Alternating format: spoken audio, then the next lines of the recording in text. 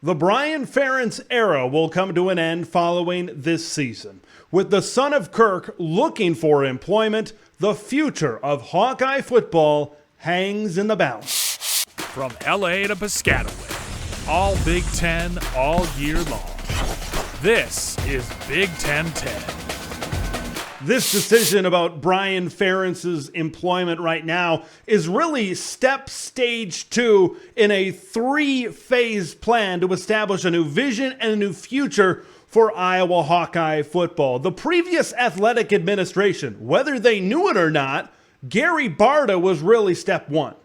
Gary Barta's retirement really kind of put this thing into motion. I don't think it's any secret that Gary and Kirk Ferentz were buddies, and they were willing to protect each other and really take care of each other, and their relationship was very strong. When Gary announced his retirement, I think that really set the future into motion, because that is the thing that really needed to happen. Gary was going to help out Kirk, and thus Gary was going to help out Brian Ferentz and do what Kirk wanted.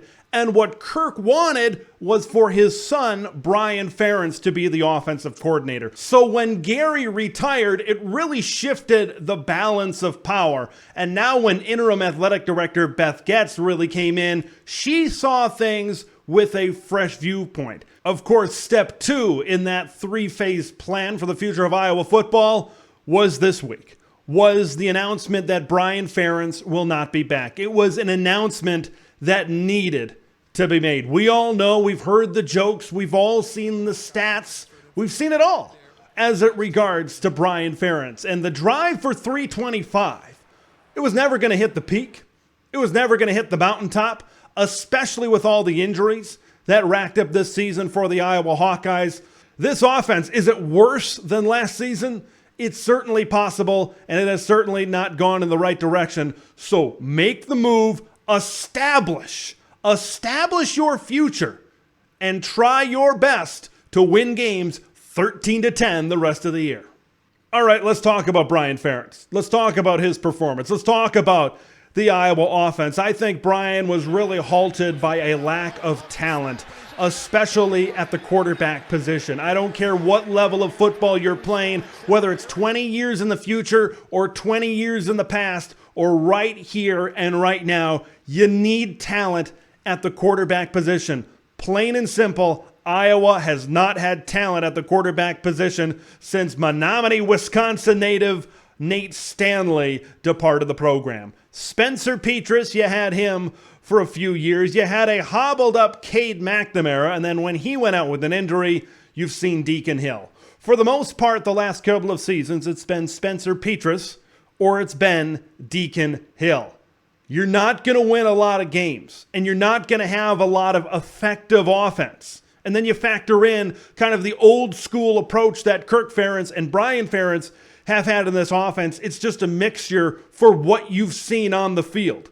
But you can talk about talent until you're black and gold in the face. When you're a Big Ten program and you have Big Ten resources, your offense shouldn't look like this. You should not have the worst offense in FBS. That has been inexcusable. It was inexcusable last year. It's been inexcusable this year. It has become so clear that this offense has not, is not, and will not improve. It's such a stagnant offense. It's such a stubborn offense. Right, their stubbornness to possibly make a move at the quarterback position last year with Spencer Petras, maybe going to Alex Padilla, and they've had a little bit of stubbornness this year, maybe going from Deacon Hill to Joey Labus. That stubbornness on offense has really stifled and halted the progress of this offensive unit for the Iowa Hawkeyes. Although the start of Brian Ferentz's tenure as the offensive coordinator of the Iowa Hawkeyes didn't start terrible, I still believe that this isn't his plan. This isn't maybe where he's best. Where Brian Ferentz is really best is coaching the offensive line. He is a great to possibly an elite coach of offensive linemen in college football and maybe the NFL. I saw this tweet from Ben Stevens and I have to reference it, and it really shows just how great of a developer Brian Ferentz is on the offensive line. As Iowa's offensive line coach from 2012 to 2016, a great era for offensive linemen at Iowa. The 2016 Joe Moore Award winner as the best offensive line in college football. How about 2015, the year before, a finalist for that same award? Iowa allowing just under 2 sacks per game in 65 games. His focus on that offensive line, I think, and the performance of that Iowa offensive line is what allowed him to be in contention to be the offensive coordinator, to really take those talents and take those efforts and take them to the next level by looking over the entire offense. But I think what we've learned with now him being the OC is that his efforts really belong on focusing on the offensive line.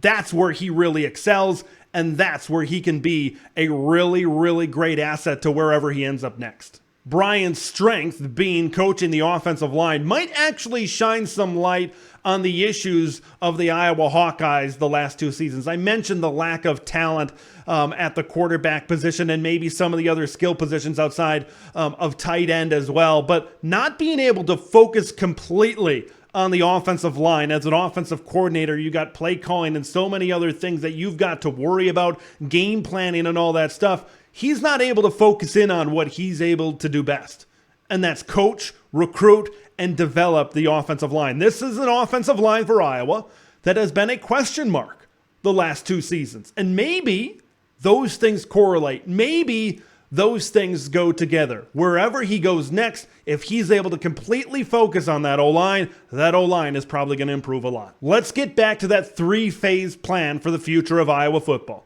We talked about steps 1 and 2. The retirement of Gary Barta, the decision about Brian Ferentz not returning. Decision number 3, phase number 3, is the future of Kirk Ferentz. What does Kirk do from here? Is this finally the time, after 25 years, for Kirk Ferentz to hang it up and call it a career and retire as a true Iowa Hawkeye legend? Kirk's career in Iowa City is statue-worthy. He came in as the head coach of the Iowa Hawkeyes in 1999, following another legend in Hayden Fry. Going from Hayden Fry to Kirk Ferentz is like going from Brett Favre to Aaron Rodgers. It's like going from Peyton Manning to Andrew Luck. One legend to another. What Kirk has been able to do, continue what Hayden Fry really set up and really establish new levels of excellence at Iowa, has been amazing. What he's done for the University of Iowa, for Iowa football, for the Iowa community has been irreplaceable. But after 25 years, I believe if Iowa really wants to progress into the future, into 2024 college football, where a bunch of stuff is going to change, into this new 18-team Big Ten, if Iowa wants to progress and they want to keep up with the Joneses in the Big Ten, a divisionless Big Ten, I believe the Kirk wall needs to be broken. It needs to be knocked over, because as much as we look at Brian Ferentz for the issues of this offense, this is still Kirk's show. Brian works off of Kirk. This is Kirk's show. This is Kirk's offense. And if you keep Kirk around in Iowa City and you just bring in a new offensive coordinator, I don't know how many coordinators are out there lining at the door of Iowa City wanting to be an offensive coordinator under Kirk Ferentz. Kirk has had a Hall of Fame career, a career that will go down for the ages in Iowa football and in Big Ten football. But I firmly believe that if Iowa wants to continue to take steps forward, that this season, it might be best for this season, 2023, to not only be the last season for Brian Ferentz, but to be the retirement swan song for Kirk Ferentz as well. All of these changes in the Big Ten, all of these changes in college football, and now you've got a true visionary at the athletic director position in Beth Goetz. It seems like everything is working together to start a new era and a new vision and complete the 3-phase plan for the future of Iowa football. So if the three-phase plan is completed and Kirk Ferentz retires and he rides off into the beautiful Iowa sunset, who's next? What does the future hold for Iowa football? I think there's three pretty solid candidates outside of the current building right now. But maybe you start in-house and you have a culture that's already built at Iowa. It is a very strong culture. It needs a lot of tweaks on the offensive side of the ball. It needs to be opened up on the offensive side of the ball. You need someone in an offensive coordinator position who can take control of that offense. There's two other coordinators in Iowa City right now that I believe you gotta contact and at least you gotta vet out if you were to look for a new head coach. Of course, you talk about defensive coordinator Phil Parker. That has been there forever. This guy is Iowa through and through. Look, I know in the past he said, I don't know if head coaching is my number one priority. But he has proven that he can build a great unit. Maybe he can do that also as a head coach, put the right people in the right spots. Also think you got to look at special teams coordinator LeVar Woods as well. Look what has happened with this special teams as well. LeVar has been mentioned when they've talked about Kirk Ferentz retiring, possibly moving on. LeVar has kind of been that guy that's also been mentioned. And maybe he's a guy where you can stay in-house, you can keep Phil Parker still running that defense the way he is, but maybe you can bring in another offensive mind to take control of this offense. That could be an option that could really mesh well together to keep Phil Parker in Iowa City. When you get outside of the Iowa building, it's still that Iowa culture. I think there's three guys, Iowa type of roots, Big Ten, Midwestern type of roots that really fit in to what Iowa is. The first guy I want to mention, current Illinois head coach, Bret Bielema. I know he said that he wants to stay at Illinois for a very long time. Signed a contract recently that literally has a no-compete with anybody in the Big Ten because I found my home. I know where I want to go. But this guy is a former Iowa Hawkeye. This is his alma mater. It doesn't get more Big Ten than Bret Bielema. I've said it many times in this channel. Bret Bielema was put on this earth to do one thing and one thing only, and that's coach Big Ten football. I think the jury's still out a little bit on where he stands at the turnaround at Illinois because he did a great job really turning this thing around last season, being in the hunt for the Big Ten West Championship, taking an Illinois doormat type of team, a program that a lot of other programs wipe their feet on the Illinois doormat to get an easy win to move forward through the Big Ten schedule. Bret Bielema turned that into the opposite. It was a very difficult out last year. This year has been very up and down as a program. Maybe it's just a down year after losing that NFL talent that they did at Illinois. Two other candidates that you could go after both reside in the Sunflower State. I'm a little bit partial to current Kansas State head coach Chris Klieman. My first job out of college was a sports reporter for the Fox affiliate in Fargo, North Dakota, when Chris was the head coach at North Dakota State. He's a great guy. He's a great football coach, right? Our station was the third out of three, right? He didn't have to give me the time of day, but he was always so nice, right? Being in the position that he was, as successful as he was, at a program that was as dominant as North Dakota State was, he was such a great guy, and he always was very gracious with his time, which I was always appreciative of. And I think this guy, when I look at him and I've got my experience talking to him, I just think he's a great fit for the Big Ten Conference. He's got that tough, physical, Midwestern mindset. You've seen what he's done at Kansas State. You've seen what he's done at the power conference level.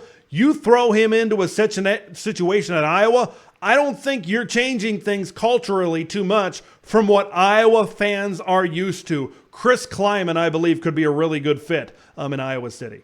If Hawkeye fans want to see that offense take an uptick, what about Lance Leipold at Kansas? What he's done with that offense and that Jayhawks program has been unbelievable. When you talk about like Bret Bielema resurrecting a doormat like Illinois, Lance Leipold has done the same thing at Kansas. Look where Kansas was with coaches like Charlie Weiss and Les Miles. And look what Lance Leipold has done in such a short period of time.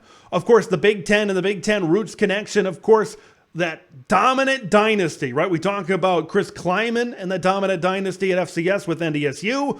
What about University of Wisconsin Whitewater at the Division III level? What he was able to do at that level and then translated to FBS as the head coach at Buffalo. And then he moves over to Kansas, and the success that he's had, especially it's recent in a lot of people's minds, that big Jayhawk win over Oklahoma. And that offense, man, is humming. Whether it's Jason Bean or whether it's Jalen Daniels, that offense is great. And boy, if you're Iowa and you see the resume of Lance Leipold and you see where that offense is now at Kansas, you're kind of drooling thinking that this guy could be the future head coach of the Iowa Hawkeyes. And I think he could come into the Big Ten and have a fair amount of success donning the black and gold. I think it's fairly obvious that the winds of change are whipping around in Iowa City.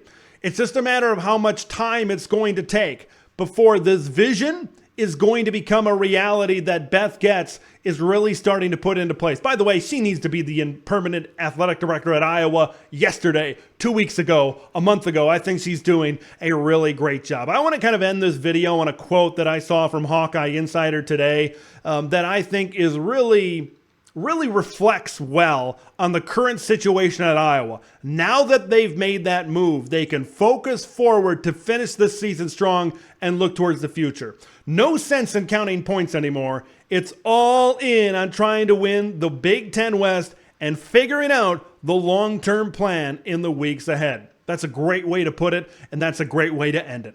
It's unfortunate that this is where we got with Brian Ferentz. But this is a move that needed to be made for the future of Iowa football. I want to hear what you guys think. Do you think that it was the right move right now, or do you think it should have been made much earlier, like a lot of people think, or do you think it should have been at the end of the season? Where do you think Kirk is going to be? Kirk Ferentz, the godfather of Iowa football and the father of Brian Ferentz. Where do you think he's going to be in 2024? Leave your thoughts in the comments below. I'm Big Ten Ted. We'll see you in the next one. Thanks for watching Big Ten Ted, where it's all Big Ten all year long. Make sure to like the video to spread the word of Big Ten Ted to the masses, and subscribe to the channel for updates on Big Ten content that drops every day.